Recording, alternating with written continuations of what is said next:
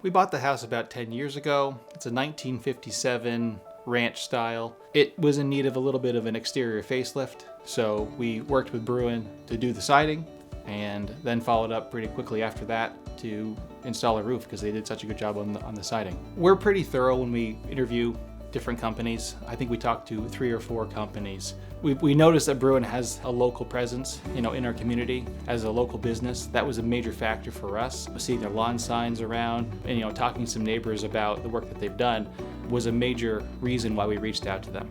First impressions are a big deal, and our first impression of Bruin was really good. They showed up to the project, not telling us what we should do, but asking us what they could do for us, and that goes a long way in my book. It was clear to me that, again, Bruin was a competent company, knew what they were doing, had their ducks in a row, and felt like Bruin was the most qualified to do the work. I had this idea of what I consider a true cost, which is a mix of the value of the cost of the project, but also the performance of the team. And I felt really confident with Bruin, that they were capable of doing the work to the standard that we required, but also working with us to make sure we hit our budget goals.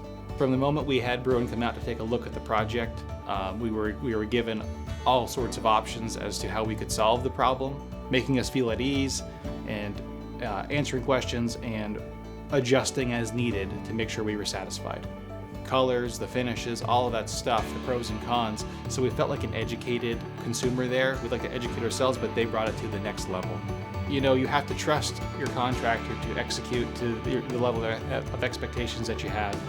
And Bruin came through with that, and that continued into the project itself. So when we got to the actual doing of things, it was always a good, educated response, and we were very happy with how both the siding and the roof look, and in combination with each other.